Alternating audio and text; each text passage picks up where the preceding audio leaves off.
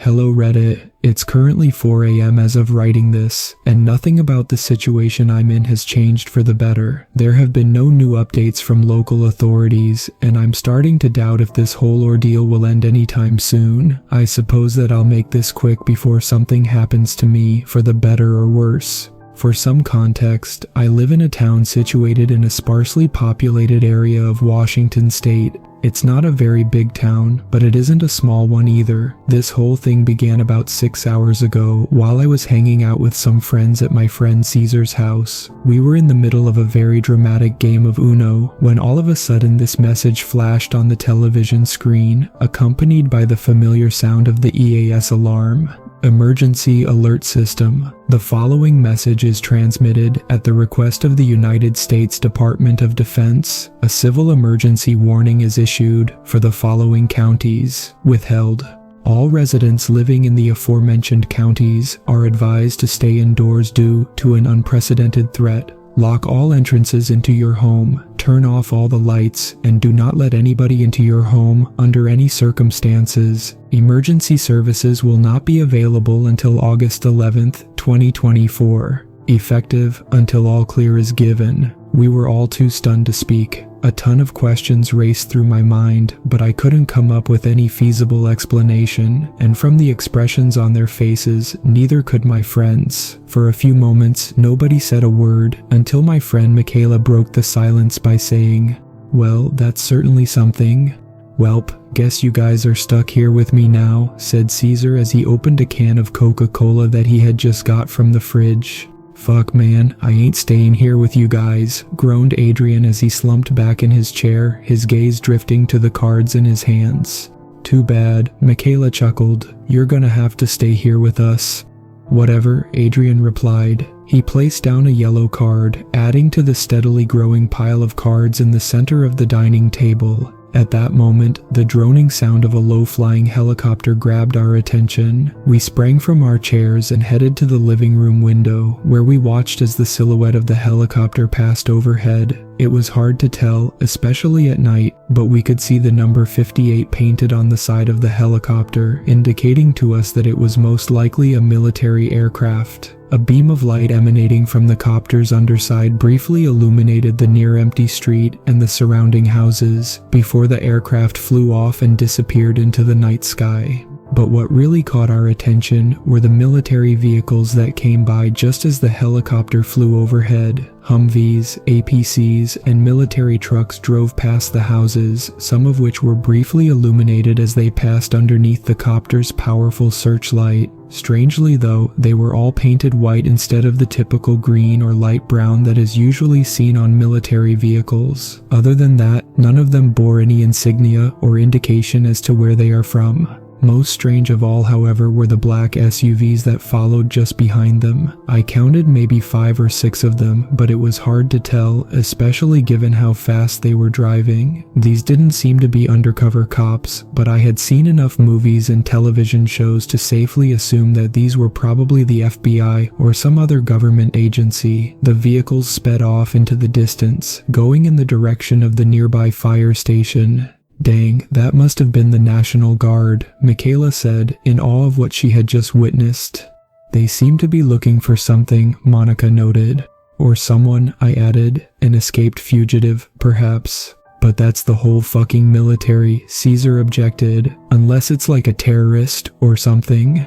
At that moment, 3 more vehicles drove past, and I was able to take a quick glance at them. 2 of them were once again black SUVs, but the third seemed to be some sort of van. I couldn't take a good look at them, however, before they once again sped off down the road. "Beats me," Kate replied. "So, you guys want to keep playing Uno?" "Nah, I think I'm good," said Monica. Though the atmosphere amongst us was still somewhat jovial, there was a hint of worry and nervousness. "Maybe we should, do what the alert told us to do," Isabel spoke up.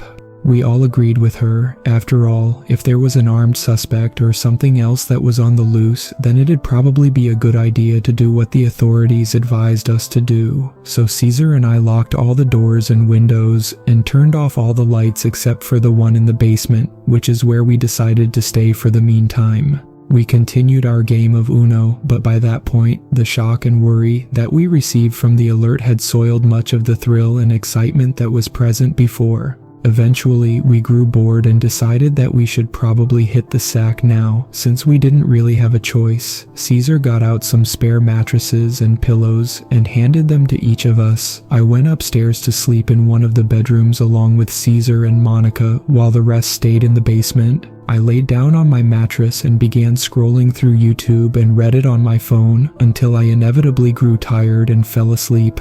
Sometime later, I awoke to the sound of creaking and footsteps coming from the backyard, right outside the room I was sleeping in. I initially assumed that the noises were a raccoon or something else that was scurrying across the yard, but as I listened carefully, I realized that the footsteps sounded more human, and they almost sounded like someone was limping or stumbling around. Getting up, I crept towards the partially open window and slowly opened the blinds. Squinting to see in the dark, I surveyed the area through the open blinds. The backyard was bathed in a faint moonlight. To the right was a small shed, but other than that it was mostly empty. I sighed in relief, thinking that it indeed had been some sort of wild animal, and was about to close the blinds and go right back to sleep. Which is why I nearly jumped when I saw her. I somehow hadn't noticed before, but beside the shed, there appeared to be the silhouette of a young girl. She seemed to have long hair and was in a crouched position, but those were the only details I could ascertain. I had to do a double take to make sure I was seeing things correctly, but indeed, there was a fucking girl in the backyard. "Dude, I thought you were asleep," a tired voice spoke from behind me. "Jesus Christ, Caesar, don't scare me like that," I replied. "I wasn't trying to," said Caesar as he rubbed his eyes. "What are you doing?" Caesar, did you lock the backyard gate earlier?" I inquired. Fuck, I forgot," replied Caesar. "What about it?" "Just come over here," I told him, my gaze still transfixed on the young girl. She still hadn't moved from her original spot. Caesar came to the window, and I pointed to where the young girl was. As expected, he was startled to see her there. "What the fuck, dude?" he mumbled. "How'd she get there?" "Beats me," I responded. "Through the gate, probably." As we both stood there looking through the window, the sound of a vehicle pulling up out front caught our attention. Carefully, we made our way to the living room window and peeked through the blinds. Outside, a black SUV similar to the ones we saw before was parked in front of the house, its powerful headlights illuminating the front yard. The window blinds only permitted thin shafts of light to stream into the living room. Then, 4 people got out of the car, 3 men and a woman. They all seemed to be wearing military-style gear and were carrying assault rifles. But one of the men, a tall and bulky Hispanic-looking dude, was carrying some sort of device that we couldn't see very clearly. We could also see small patches on their shoulders that read SIRS or something like that. Careful not to alert them to our presence, Caesar and I intently listened in on their conversation. "She should be around here somewhere," the Hispanic dude said. "You sure, Garcia?" one of the men asked. This one was slightly shorter and of average build. "I don't fucking trust this one bit."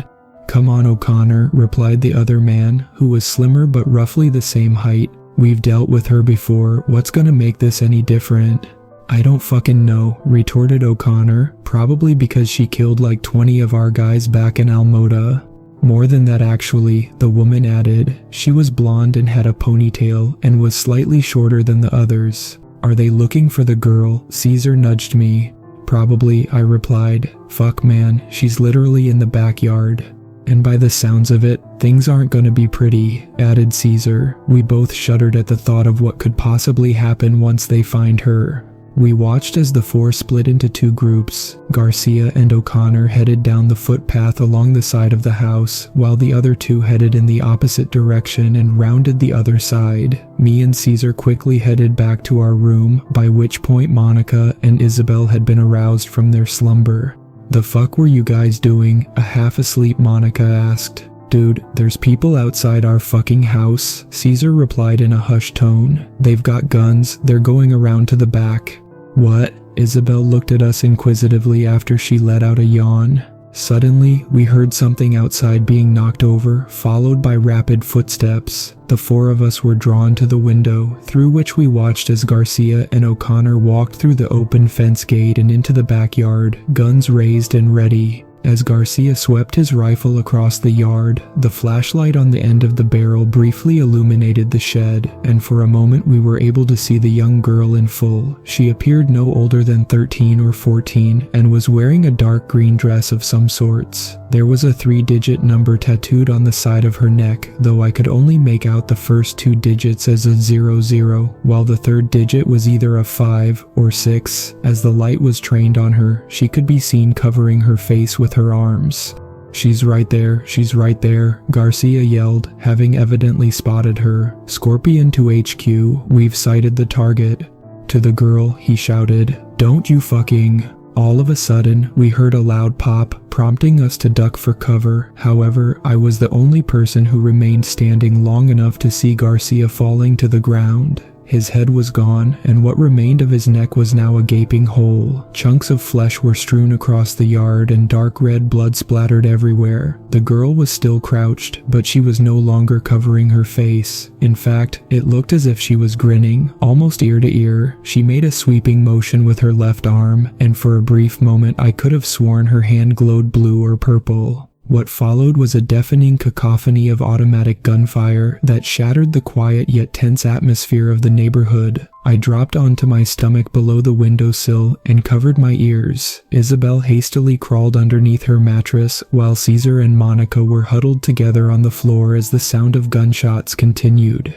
Though I was covering my ears, I could faintly hear O'Connor yelling something to the effect of, "Subject is engaging us, request for backup," before he suddenly let out a terrifying scream that seemed to literally go over the house. His screams were quickly silenced, and a few moments later, we could hear what sounded like heavy objects falling onto the roof. The gunfire briefly ceased. We all rose from cover, shaken to the core by what had just transpired. I tried to peek through the window to see what was happening, but at that point Adrian burst into the room yelling, "What the fuck is happening?" At that moment, more gunshots rang through the air. We sprinted from our room as a bullet passed through the window, but as we did, we heard what sounded like the woman yell something before a loud crash rocked the house. Caesar went into the kitchen to investigate while the rest of us sprinted into the basement, where Michaela and Kate were similarly confused and terrified as to what was happening.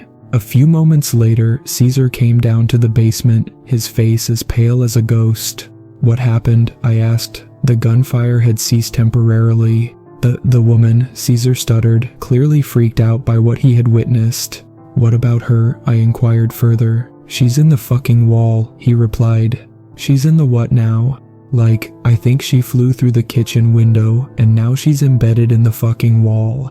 As I tried to process those words, a final round of gunfire ripped through the night. All 7 of us hunkered down in the basement, listening to the frantic attempts of the last remaining dude to call for help over the radio. Then there was the sound of bones cracking and flesh tearing, followed by the man's petrifying screams, before everything went silent. The only sounds we could hear after that was the frantic barking of dogs coming from the neighboring home. That was just over an hour ago, and now it's almost completely silent. We're still hunkered down in the basement. All of us are terrified as hell, especially Monica and Isabel. Those two haven't stopped crying for the past hour. Not that I blame them, I'm nearly on the verge of tears as myself. I've tried checking for updates on the current situation online, but strangely nothing has come up, not even from local news sources. Mind you, the town that I live in isn't a small one. It has a population of maybe 30,000, and yet nothing has come up. I wanted to call 911, but then I remembered that emergency services wouldn't be available until 8 a.m.